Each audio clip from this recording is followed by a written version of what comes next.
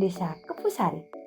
Desa nan indah yang mayoritas masyarakatnya bermata pencarian sebagai petani dan peternak. Desa ini terletak di Kecamatan Manyaran, Kabupaten Wonogiri. Kepusari memiliki luas sekitar 1.556,3445 hektar serta berada di ketinggian 173 di atas permukaan laut dengan jumlah penduduk sekitar 6.080 jiwa. Kepusari memiliki total 15 dusun yang terdiri atas Kepusari, Kepil, Karanglo, Tambeng, Blimbing Lor, Blimbing Kidul, Pratorejo, Duwet, Kacangan, Glogo, Sendang, Kajuman, Ngalawur, Lemah Mendak, serta Gunung Getik. Wilayah Kepusari masih sangat asri dengan dikelilingi persawahan dan sungai. Wilayah Kepusari juga diapit oleh pegunungan dan perbukitan. Tak salah jika Kepusari berhawa sejuk. Kepusari memiliki potensi wilayah yang besar karena keindahan alam yang dimilikinya.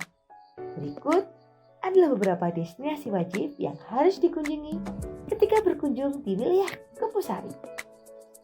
Bukit Pekuk. Destinasi wajib pertama yang harus dikunjungi di Kepusari adalah Bukit Pekuk.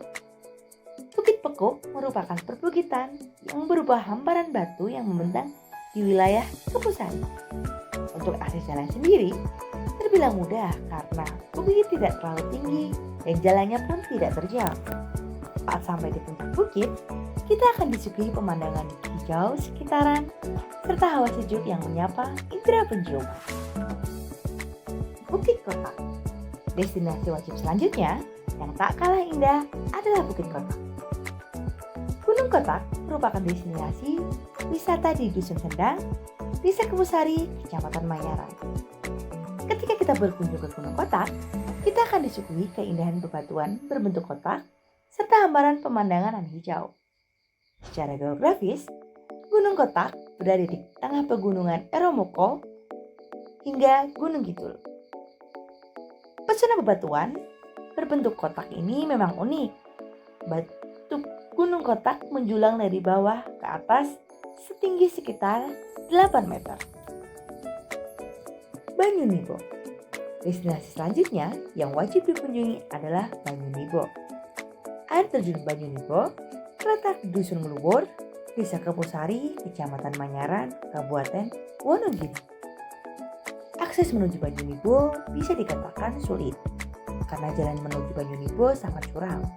Tetapi jalan yang susah akan terbayar dengan keindahan yang Banyunibo tawarkan. Hamparan sawah hijau dan pegunungan akan menyapa kita di sepanjang perjalanan menuju air terjun. Sesamanya di air terjun, kita akan disuguhi pemandangan sejuk dan hijau khas air terjun. Sesuai dengan namanya, Banyunibo berarti air yang jatuh. Banyunibo tampak gagah di tengah hijaunya pemandangan alam sekitar. Berbicara Kepusari, tak lengkap rasanya jika tidak mengulik tentang kampung wayangnya. Kampung Wayang sangat terkenal dengan sentra pembuatan wayangnya. Beberapa pesanan baik domestik maupun mancanegara. Mungkin perkenalan dulu, nama saya Retno Lawiani, dipanggil dengan Retno. Saya kebetulan di sini selaku pengelola Sanggar Asto Penyoat, juga koordinator wisata Kampung Wayang yang tepatnya di Desa Kepusari, Kecamatan Manyaran, Kabupaten Wonogiri. Oke, di sini kami ingin bertanya-tanya ya Bu terkait dengan wayang. Yang pertama, berapa lama kampung wayang ini berdiri ya seperti penjelasan Ibu tadi? Karena Desa Kepusari ini terkenal dengan Desa Kampung Wayang gitu.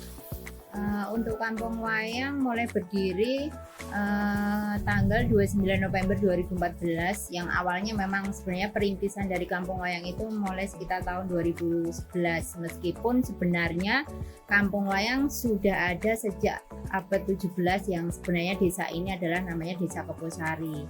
Kenapa dinamakan Kampung Wayang? Karena memang desa ini secara turun-temurun mulai abad 17 dulu itu berkembang sentra industri wayang dari nenek moyang kami hingga sekarang. Jadi kami menurut para sesepuh sebagai keturunan yang ke-19 sampai saat ini. Dari situlah kami selaku pengelola juga relawan dari Kampung Wayang menangkap peluang bahwa ternyata karya adiluhung yang diwariskan kepada kami dari nenek moyang kami ini pantas untuk diangkat dan dilestarikan melalui paket wisata Kampung Wayang.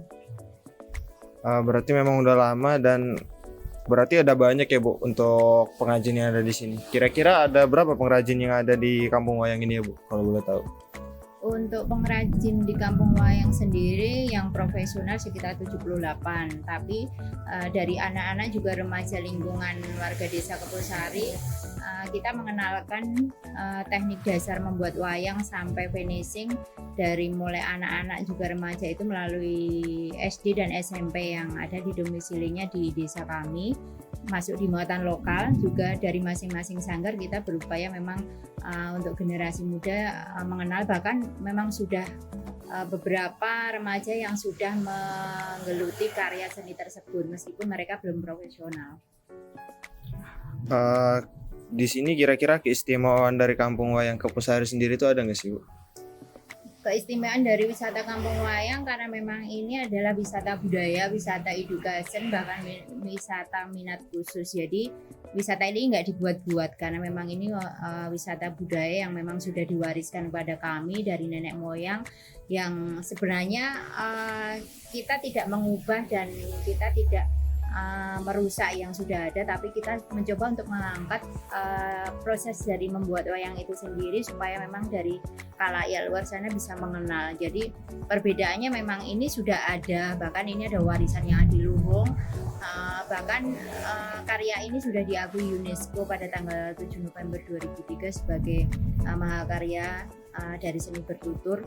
Jadi memang tidak setiap orang akan mengetahui, bahkan berminat untuk datang ke sini. Memang orang-orang tertentu yang tertarik karena memang latar belakang mereka mesti dia ingin mengetahui budaya terutama budaya Indonesia, yaitu dari wayang itu sendiri. Kalau nggak salah tadi Ibu sempat ngomong kalau misalkan di desa Kepusari ini ada paket wisata wayang gitu ya. Boleh dijelasin lagi nggak Bu, itu gimana paket wisatanya? Untuk Kampung Wayang sendiri, karena memang tadi saya sampaikan bahwa di sini adalah sentranya tata sungging wayang. Jadi dari menatah dan menyungging, menatah dan mewarnai, maka dinamakan tata sungging wayang. Dari situ yang dulu sebelum Kampung Wayang ini lahir, wayang sudah digeluti oleh warga masyarakat sebagai mata pencaharian, bukan sebagai pekerjaan pokok atau sambilan, tapi ini warisan kami. Di situ dulu wayang sebelum adanya Kampung Wayang dijadikan karya seni yang mungkin diperjualbelikan oleh para seniman wayang atau pengrajin wayang di desa kami. Tapi setelah kita mengemas wisata Kampung Wayang dengan karya-karya wayang itu, kita mencoba membuka semacam paket wisata yang di situ seniman atau pengrajin wayang tidak sebatas menjual karya seni, tapi kita mengenalkan proses membuat wayangnya. Jadi untuk paket wisatanya itu workshop menata wayang, menyungging atau mewarnai wayang, lukis kaca wayang, main gamelan, sampai pertunjukan wayang show. Bahkan untuk perkembangan kedepannya memang kita ada batik tokoh wayang, ada outbound permainan dengan nama-nama wayang, bahkan objek-objek wisata pendukung seperti wisata alam di sini memang